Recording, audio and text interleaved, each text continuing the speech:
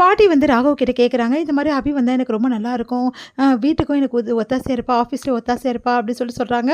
அத கேட்டு எப்படி பாட்டி அப்படின்னு உன்னால முடியும் ராகவ் எனக்காக செய்ய அப்படின்னோன, ராகவோட சித்தி வந்து அபி எதுக்கு இங்க வரணும்? அதெல்லாம் நான் ஒத்துக்க முடியாதுன்றாங்க. நீ என்ன ஒத்துக்கிறது? எனக்கு பிடிச்சிருக்கு நான் வச்சுக்கிறேன். ஏன் நான் வச்சுக்கூடாது ஒரு ஆள கூட? அப்படின்னு சொல்லிட்டு கேட்குறாங்க.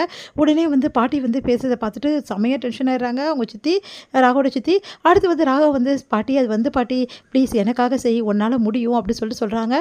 உடனே வந்து பாட்டி அது வந்து நீங்க கூப்பிட்டா வருவாள்ல, நான் கூப்பிட்றதோட நீ கூப்பிட்றது தான் நல்லாயிருக்கும். உன்னால தான் வேலைய விட்டு போனா, அதனால மறுபடியும் உன்னால தான் வேலைக்கு அவ வரணும் அப்படின்னு சொல்லிட்டு பாட்டி சொல்றாங்க. ராகவும் வந்து வேறு வழி இல்லாமல் வந்து அபியை தேடி போகிறாரு. இங்கே அபி கோயிலில் வந்து சாமி கும்பிட்டுட்டு இருக்காங்க. அப்போ கரெக்டாக அங்கே வராரு. இந்த மாதிரி உங்ககிட்ட கொஞ்சம் பேசணுன்னு, உங்ககிட்ட எனக்கு என்ன பேச வேண்டியது இருக்குது அப்படின்றாங்க. பாட்டிக்கு உடம்பு சரியில்லை. ஓ பாட்டி எப்படி இருக்காங்க? நல்லா இருக்காங்களா? நல்லா இருக்காங்க. ஆனால் அவங்களுக்கு இன்னும் வந்து நடக்கக்கூடாதுன்னு டாக்டர் சொல்லிட்டாங்க. அவங்களுக்கு நீ தான் ஹெல்ப் பண்ண முடியும். மறுபடியும் நீ வேலைக்கு வரணும், ஆஃபீஸ்க்கு அதுக்கப்புறம் வீட்டுக்கு 2க்குமே நீ வரணும் அப்படின்னோடனே அபி வந்து சொல்கிறாங்க, அதெல்லாம் ஒன்றும் முடியாது, எனக்கு ஒன்றும் நான் வரணுன்ற அவசியம் கிடையாது அப்படின்றாங்க. இங்கே பாரு பாட்டிக்காக வரமாட்டியா அப்படின்னு சொல்லி கேட்டோன்னே, சரி வரதை பற்றி யோசிக்கிறேன், ஆனால் இப்படி அதிகாரமாலாம் கேட்டால் நான் வர முடியாது, பவ்யமாக வந்து கேட்கணும் புரியுதா அப்படி சொன்னோன்னே உடனே செமையாக டென்ஷன் ஆயிரு. என்ன பவ்யமாக கேட்க முடியுமா முடியாது அப்படின்னோடனே இப்போ என்ன நான் கேட்கணும் அவ்வளோதான், அம்மா தாயே தயவு செய்து வீட்டுக்கு வாம்மா பாட்டிக்காக அப்படின்றாரு. உடனே வந்து பரவாயில்லையே இவ்வளோ சீக்கிரம் வந்து வழிக்கு வந்துட்டாரு, நான் நினச்சேன் ரொம்ப கெத்தாக இருப்பார், அதெல்லாம் தெரியாது நீ வந்து தான் ஆகணும் அப்படின்னு சொல்லுவார்னு நினச்சேன், இப்படி பவ்யமாக கேட்குறாரு, ஆளே மாறிட்டாரு ஒன்றும் புரியலையே. பாசத்துக்காக அதுவும் பாட்டிக்காக தான் இப்படி மாறி இருக்காரு. இவரை புரிஞ்சிக்கவே முடியல, தம்பி பாசம் பாட்டி பாசம் நிறைய இருக்குது இவர்கிட்ட அப்படின்னு சொல்லிட்டு யோசிக்கிறாங்க. என்ன சொல்கிற அப்படின்னோடனே, அப்படியா சரி சரி நான் வரதை பற்றி யோசிக்கிறேன். என்னது யோசிக்கிறியா? நான் அதான் சொன்னேன்ல யோசிக்கிறேன்னு சொல்லிட்டு போங்க, முதல்ல வீட்டில் கேட்க வேணாமா? நான் ஏன் இஷ்டத்துக்கு நான் முடிவு எடுக்க முடியும் அப்படின்னோடனே, சரி சரி நேரத்தோடு வந்து சேரு அப்படின்னு சொல்லிட்டு போயிடுறாரு.